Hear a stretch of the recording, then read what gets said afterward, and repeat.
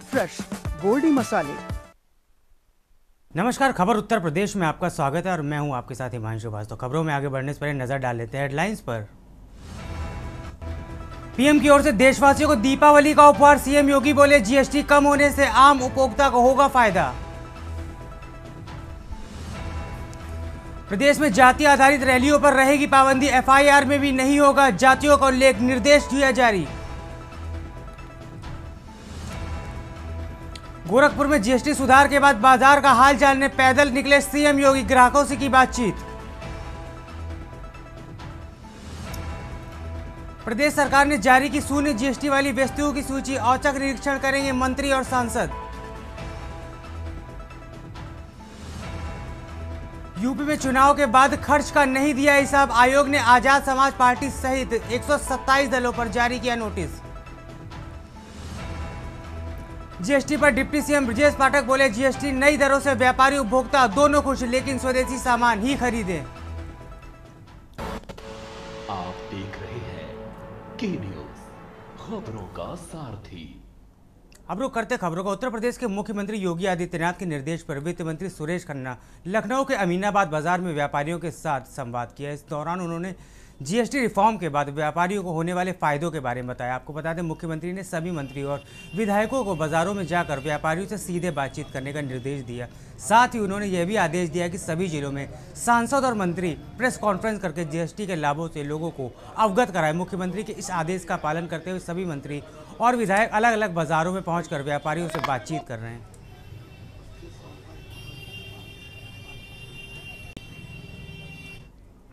इस बीच अहम जानकारी आपको लखनऊ से बता रहे, जहां मुख्य सचिव प्रकाश गोयल की तबीयत में कुछ सुधार हुआ है। आपको बता दें, स्वस्थ होने के बाद पुनः मुख्य सचिव की कुर्सी उन्होंने संभाल ली है।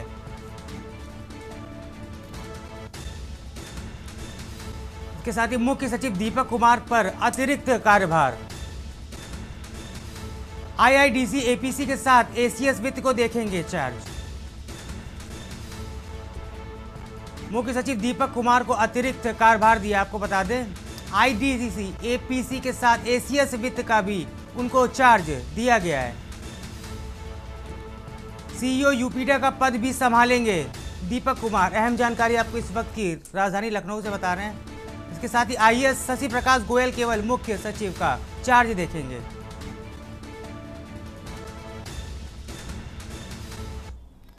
अहम जानकारी आपको बरेली से बता रहे, जहां पुलिस के हत्थे 2 नशे के सौदागर चढ़ गए हैं। आपको बता दें, साजिदपुर लाइक रेहानपुर इस्माइल को पुलिस ने गिरफ्तार किया। इसके साथ ही 900 ग्राम अफीम और 200 ग्राम स्मैक भी इन नशेबाजों के पास से बरामद किया है। आरोपी से 3.5 किलो पाउडर भी पुलिस ने बरामद किया। अहम जानकारी आपको बता रहे, बरेली से नशे के खिलाफ पुलिस की बड़ी कार्रवाई की गई, जिसमें 2 नशा तस्करों को पुलिस ने गिरफ्तार किया गया है।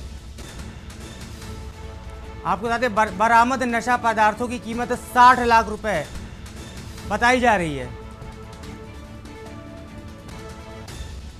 आरोपियों के 3 साथी मौका पाकर फरार हुए, जिनकी तलाश लगातार पुलिस कर रही है।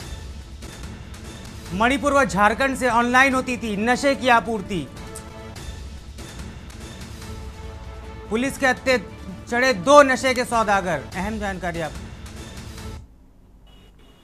श्रीमान वरिष्ठ पुलिस अधीक्षक जनपद बरेली द्वारा लगातार अवैध मादक पदार्थों के विरुद्ध अभियान चलाया जा रहा है और जितने लोग इस कार्य में संलिप्त हैं, जितने गिरोह हैं और ऐसे लोगों के विरुद्ध लगातार इस अभियान के अंतर्गत आज थाना बरादरी पुलिस ने बहुत ही अच्छा कार्य करते हुए भारी मात्रा में अवैध मादक पदार्थ बरामद करे हैं और इसमें 2 व्यक्तियों को न्यायिक हिरासत में गिरफ्तार करके भेजा जा रहा है। अहम जानकारी को रायबरेली से बता रहे, जहाँ जीएसटी को लेकर मंत्री राकेश सचार ने प्रेस कॉन्फ्रेंस को आयोजन किया है। आपको बता दें, जीएसटी में मिली रियायत को लेकर इसमें चर्चा की गई है।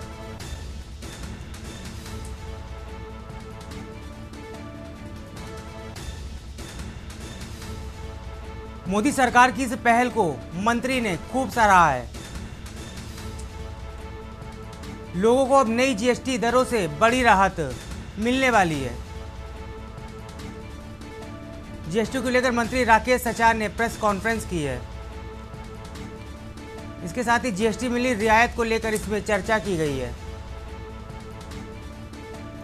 मंत्री ने कहा है मोदी सरकार की इस पहल को आम जन में बहुत फायदा मिलेगा।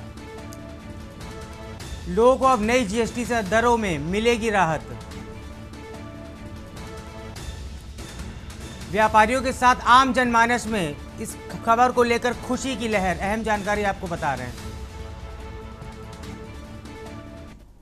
देखिए, आज नवरात्रि का पहला दिन है और मैं आज देश के यशस्वी प्रधानमंत्री आदरणीय नरेंद्र मोदी जी को बधाई दूंगा कि उन्होंने आम आदमी की समस्या को देखते हुए आम एमएसएमई उद्यमी करोड़ों लोगों की जो दिल में एक आस थी कि जीएसटी की दरों पर रिफॉर्म हो और जीएसटी की दरें संशोधित हो। अहम जानकारी आपको हरदोई से बता रहे हैं। बच्चों के मामूली विवाद में दो पक्ष आपस में भिड़ गए हैं। आपको बता दें चाकू से एक घायल महाल के दूसरे पक्ष पर सत्येंद्र को चाकू मारने का आरोप लगाया, जिससे वह गंभीर रूप से घायल हो गया। अहम जानकारी आपको बता रहे हैं। महालाल पर दूसरे पक्ष के सत्येंद्र को चाकू मारने का आरोप। गंभीर रूप से घायल को मेडिकल कॉलेज में भर्ती कराया गया, जहां उसका इलाज चल रहा है। पुलिस ने आरोपी के खिलाफ मुकदमा दर्ज किया। इसके साथ ही आरोपी की तलाश पुलिस लगातार कर रही है। बच्चों के विवाद में दो पक्ष आपस में भिड़ गए हैं, जिसमें चाकूबाजी हुई और इस घटना में एक बच्चा गंभीर रूप से घायल हो गया है।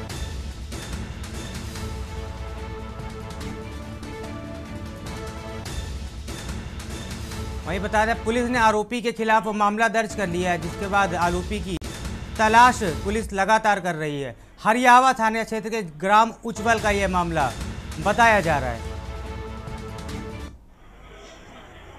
हरियावा थाना अंतर्गत ग्राम उच्चवल में शाम लगभग 6:30 बजे बच्चों के विवाद को लेकर दो व्यक्तियों के बीच में मारपीट हो गई, जिसमें महालाल पुत्र बटेश्वर के द्वारा सत्येंद्र पुत्र जुगल किशोर को पेट में चाकू मार दिया गया है। घायल सत्येंद्र को उपचार हेतु जिला अस्पताल भेजा गया है। मामले में सुसंगत धाराओं में अभियोग पंजीकृत किया जा रहा है। आरोपी महालाल की गिरफ्तारी हेतु टीमें गठित की गई हैं। अन्य वैधानिक कार्रवाइयां प्रचलित हैं। अहम जानकारी आपको सीतापुर से बता रहे हैं, जहां डीएम के आदेश पर अतिक्रमण हटाओ अभियान चला है। गुरुद्वारा रोड से घंटाघर चौराहे तक अब अवैध अतिक्रमण पर बड़ी कार्रवाई की जाएगी।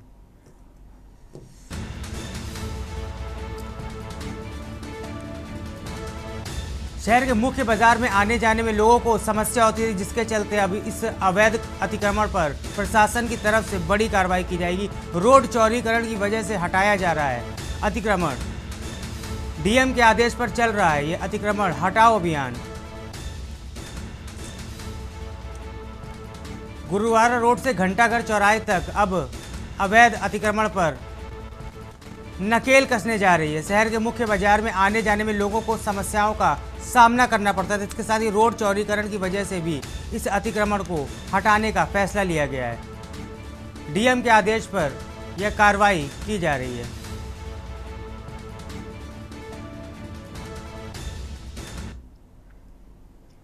अहम जानकारी आपको हरदोई से बता रहे हैं, जहां पशुवध का विरोध करना एक परिवार को भारी पड़ गया है।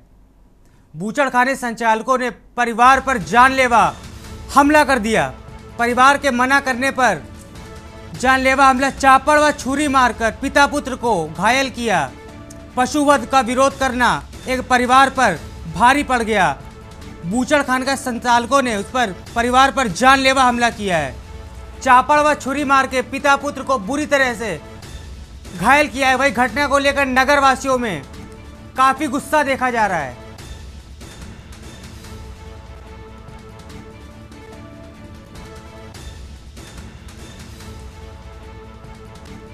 एसपी के निर्देश पर इस पर कार्रवाई की गई है।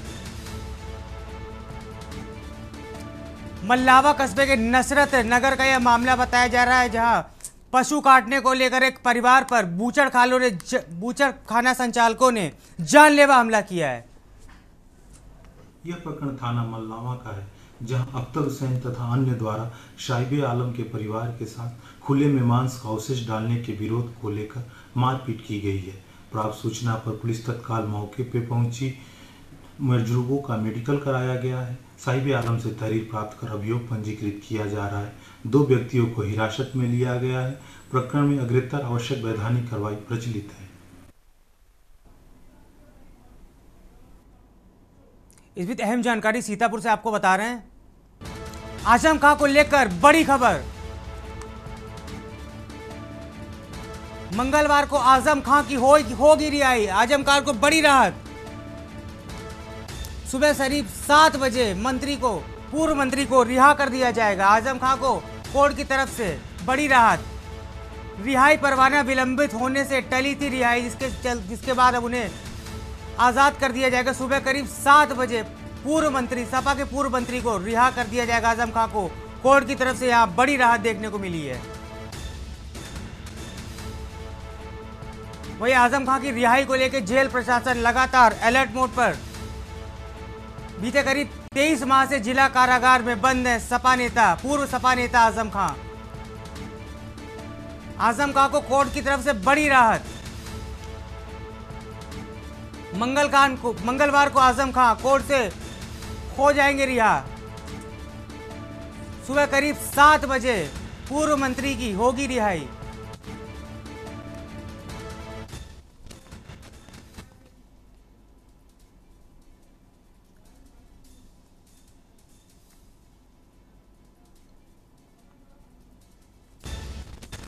आपको बता दें, आज रिहाई परवाना विलंबित होने से उनकी रिहाई टल गई थी। अहम जानकारी आपको बता रहे, आजम खां को बड़ी राहत देखने को मिली है। वही आजम खां की रिहाई को लेकर जेल प्रशासन लगातार सतर्क है। आपको बता दें, बीते करीब 23 माह से जिला कारागार में बंद है आजम खां।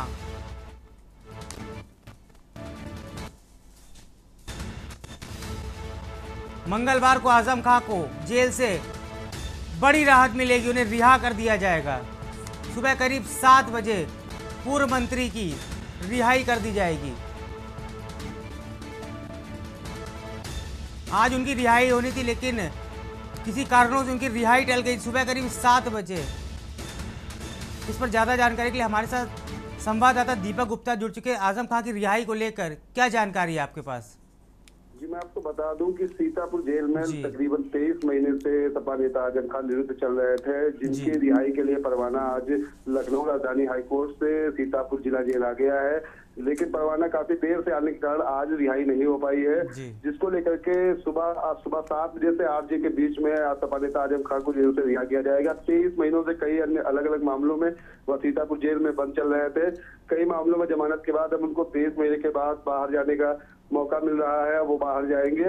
इसको लेकर के सपा पार्टी के जो लोग हैं वो काफी उत्साहित दिख रहे हैं। जिले में हो या प्रदेश स्तर पर भी आजम खान की रिहाई को लेकर काफी सपाइयों में खुशी दिखाई दे रही है। जी, बहुत बहुत शुक्रिया दीपक जानकारी देने के लिए। आजम खां को यह बड़ी राहत कोर्ट की तरफ से देखने को मिली। कल उनकी रिहाई कोर्ट से जेल से हो जाएगी। बड़ी राहत आजम खां को देखने को मिली है। समाजवादी पार्टी के अध्यक्ष अखिलेश यादव ने जाति को लेकर जारी शासनादेश पर एक पोस्ट किया, जिसमें उन्होंने जातिगत भेदभाव से संबंधित कई महत्वपूर्ण सवाल उठाए। ये सवाल केवल कानूनी या प्रशासनिक नहीं बल्कि सामाजिक और सांस्कृतिक पहलुओं से भी जुड़े हुए। आपको बता दें, 5000 सालों से चले आ रहे जातिगत भेदभाव को खत्म करने के लिए एक बहुआयामी दृष्टिकोण की जरूरत है, जिसमें शिक्षा, सामाजिक जागरूकता और आर्थिक सशक्तिकरण शामिल है। स्कूलों में जाति के इतिहास को सही तरीके से पढ़ाना चाहिए ताकि युवा पीढ़ी से हानिकारक प्रभाव को समझ सके। महात्मा ज्योतिबा फुले, डॉक्टर BR अम्बेडकर और पेरियार जैसे समाज सुधारकों के विचारों को पाठ्यक्रम में शामिल किया जाना चाहिए।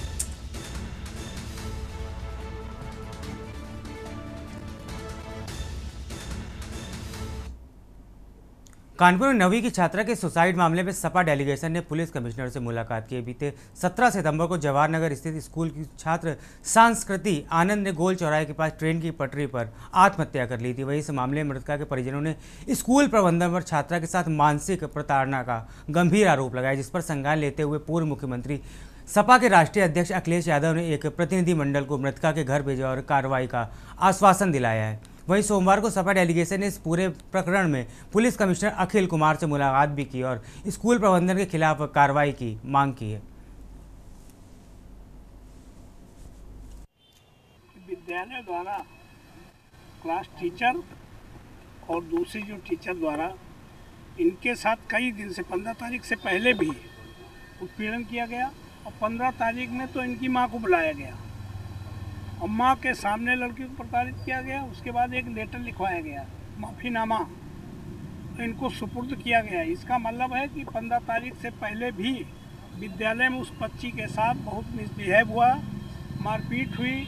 आज समाजवादी पार्टी का जो प्रतिनिधिमंडल माननीय अखिलेश जी ने, जो समाजवादी पार्टी के राष्ट्रीय अध्यक्ष हैं, उनके निर्देश पर हम लोग कल पीड़ित परिवार से मिले थे और आज पीड़ित परिवार के सभी सदस्यों के साथ ही पूरा प्रतिनिधिमंडल पुलिस कमिश्नर महोदय से मिलने आया है और माननीय सांसद जी और सारे नेताओं ने उनसे मांग की है कि इसकी निष्पक्ष जांच हो। जो सीसी फुटेज है जहां पर लड़की को प्रताड़ित किया गया है, धमकाया गया है, उसकी माँ को धमकाया गया है, वो सीसी फुटेज निकाला जाए और निकालने के बाद उसको देखा जाए और जो भी न्यायिक कार्रवाई है इनके विरुद्ध मुकदमा लिखा जाए। मेरे पास फ़ोन आया था दोपहर में 2 बजे करीब कि आपको स्कूल आना पड़ेगा आपको और आपकी लड़की का जब हम छोड़ेंगे, जब आप आ जाओगी स्कूल में। जब हम गए तो वहाँ पे ऑफिस में वो लड़की हमको ले गई और वहाँ 2 टीचरें थी, एक क्लास टीचर थी और एक उस टीचर थी उसके साथ। तो उन्होंने उससे एप्लीकेशन लिखवाया, जो बोला उन्होंने लिखा, उसी से लड़की से लिखवाया मेरी। और इतना भला बुरा कहा कि वो घबरा रही थी, नहीं लिख पा रही थी, तो उसको करी अनपढ़ है और ऐसी लड़की को मर जाना चाहिए। और हमको भी अपमानित किया और ये कहा कि कल ये सामान जमा कर दो और कल एमडी मैम को इनको बुलाएंगे फिर कल। वक्त हो चला है छोटे से ब्रेक का, जल्द लौटेंगे। आप देख रहे हैं के न्यूज़, खबरों का सारथी। ब्रेक के बाद आपका स्वागत है। अब रुक करते हैं खबरों की ओर। खबर हापुड़ से है, जहां बहादुरगढ़ थाने में मिशन शक्ति केंद्र का उद्घाटन। इंडोनेशिया में ब्रॉन्ज मेडल जीतकर भारत में का नाम विश्व में रोशन करने वाली करीमपुर निवासी किसान जयप्रकाश की बेटी अंतर्राष्ट्रीय जूडो खिलाड़ी निकिता यादव ने फीता काटकर किया। थाना प्रभारी नीरज मलिक ने बताया कि 16 वर्षीय निकिता यादव ने देव आदित्य मेमोरियल स्पोर्ट्स अकेडमी गढ़ में कोच सभा सुबोध यादव के प्रशिक्षण ले रही हैं और इससे 9 बार राष्ट्रीय खिलाड़ी रही हैं, जो सभी के लिए गर्व का विषय है। राष्ट्रीय कवि राजकुमार हिंदुस्तानी ने कहा है कि मिशन का उद्देश्य नारी सम्मान, सुरक्षा और स्वावलंबन को बढ़ावा देना है। इस मौके पर कवि ने बेटी पढ़ाओ विषय पर एकल कविता पाठ का भी किया। कार्यक्रम में मिशन शक्ति टीम उप निरीक्षक भूप सिंह, महिला उप निरीक्षक अनु चाहर, महिला कांस्टेबल सोनू व निकिता के साथ राष्ट्रीय खिलाड़ी गौरी यादव और क्षेत्र के गणमान्य लोग मौजूद रहे।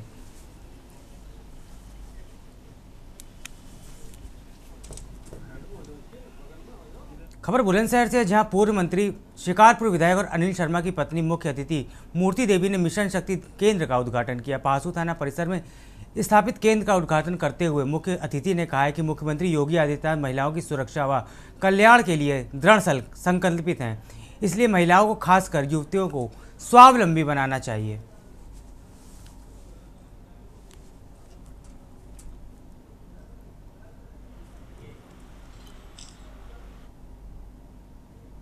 खबर सहारनपुर से है, जहां शारदीय नवरात्र के अवसर पर विख्यात सिद्धपीठ श्री शुभांकरी देवी मंदिर परिक्षेत्र में लगने वाले मेले का सोमवार को विधिवत उद्घाटन हो गया। भाजपा के प्रदेश अध्यक्ष चौधरी भूपेंद्र सिंह ने शाकुंभरी देवी पहुंचे और मंत्रोच्चारण के साथ फीता काटकर उद्घाटन किया।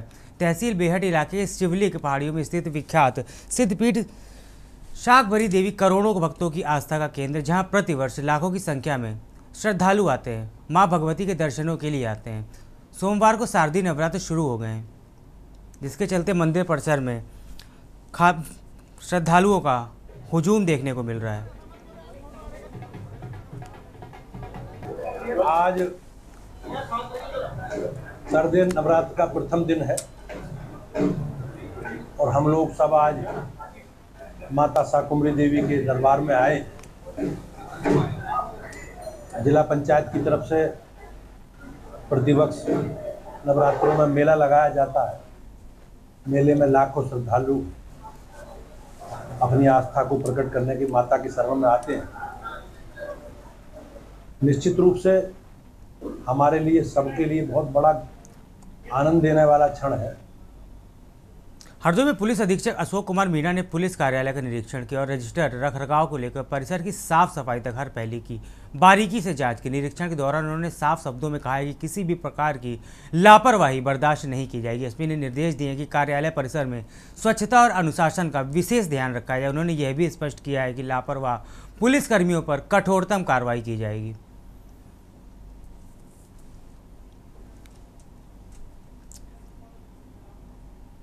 खबर चित्रकूट से, जहां बुंदेलखंड मुक्ति मोर्चा ने चित्रकूट जनपद के मानिकपुर क्षेत्र में लो वोल्टेज की समस्या और जल जीवन मिशन कार्यों में हुई धांधली के विरोध में कलेक्ट्रेट परिसर में प्रदर्शन किया। डीएम को मुख्यमंत्री के संबोधित वहां पर ज्ञापन भी सौंपा गया। प्रदर्शन कर रहे अधिवक्ता प्रखर पटेल ने कहा है कि चित्रकूट सहित पूरे पाटा क्षेत्र में अंधाधुंध विद्युत कटौती व लो वोल्टेज की समस्या से लोग परेशान हैं। इसके अलावा पाटा क्षेत्र में जल जीवन मिशन पूरी तरह से फेल साबित हो रहा है। जगह जगह पाइप लीकेज होने से गांव की सड़कें क्षतिग्रस्त हो गई, जिससे ग्रामीणों को आवागमन में काफ़ी दिक्कतों का सामना करना पड़ रहा है।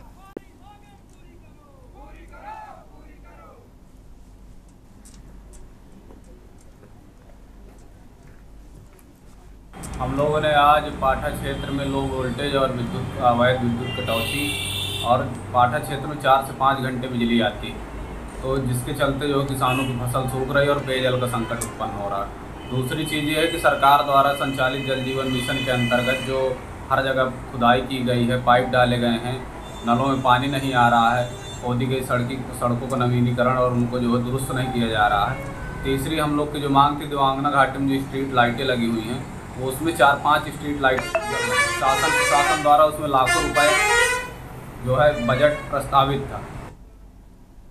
ग्रेटर नोएडा के बिशरख थाना क्षेत्र में आम्रपाली लेजर वैली सोसाइटी के पार्क में एक युवक ने कथित तौर पर आत्महत्या कर ली। युवक की पहचान 22 वर्षीय प्रियांशु चौधरी के रूप में हुई, जो मूल रूप से ग्रेटर नोएडा का ही रहने वाला बताया जा रहा है। पुलिस के अनुसार प्रियांशु ने अपनी लाइसेंसी रिवॉल्वर से खुद को गोली मार ली। पुलिस ने मौके से एक सुसाइड नोट भी बरामद किया है और अब आत्महत्या के पीछे के कारणों का पुलिस जाँच कर रही है। वही शव को पोस्टमार्टम के लिए भेज दिया गया है।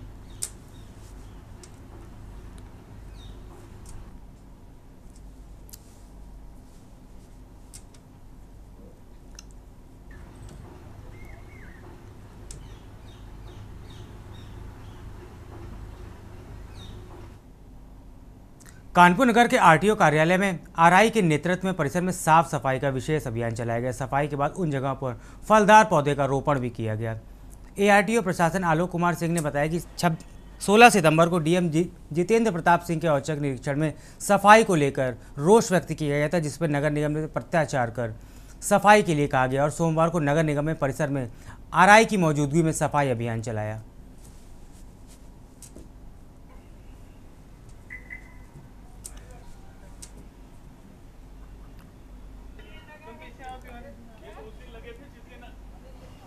देखिए, ऐसा है कि मैं इसमें सर्वप्रथम आपको अवगत कराना चाहूँगा कि परम आदरणीय जिलाधिकारी महोदय के द्वारा कार्यालय का 16 तारीख को औचक निरीक्षण किया गया। निरीक्षण के उपरांत ये पाया गया कि कार्यालय में कतिपय स्थानों पर बारिश के महीने में बहुत ज़्यादा घास उगाई थी, जगह जगह थोड़ा कूड़ा पड़ा हुआ था। इस सब पर उनके द्वारा रोष प्रकट किया गया और हमको निर्देशित किया गया कि इसमें किसी भी प्रकार से कोताही न बरती जाए, स्वच्छता की जाए। चूंकि ये संचारी रोगों का महा भी चल रहा है, इसमें रोग का संचरण भी बहुत तेजी से होता है। देवरिया जिले में जिला पंचायत सभागार में समाजवादी चिंतक लेकर साथी साहित्यकार चारों सदनों के सदस्य रहे श्री स्वर्गीय मोहन सिंह की आज 12वीं पुण्यतिथि मनाई गई, जिसमें पूर्वांचल के जाने माने समाजवादी दिग्गज के साथ पूर्व विधायक, पूर्व सांसद शामिल हुए और अपने लोकप्रिय नेता को याद कर उन्हें श्रद्धांजलि अर्पित की। वहीं श्रद्धांजलि सभा में आए सभी वक्ताओं ने कहा कि मोहन सिंह एक सरल स्वभाव के नेता थे, जिन्होंने अपना पूरा जीवन समाज सेवा को समर्पित कर दिया।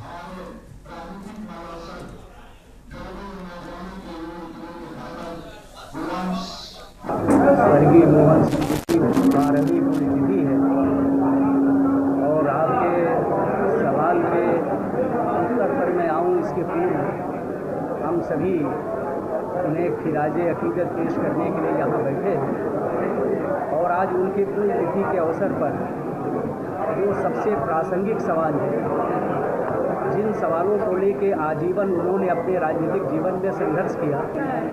इस पंचायत सभागार मेरे पिता और समाजवादी नेता मोहन सिंह की मनाई जा रही है। पूरे पूर्वांचल से लोग आ करके यहाँ श्रद्धा सुमन अर्पित करते हैं और मैं सबको प्रणाम करते हुए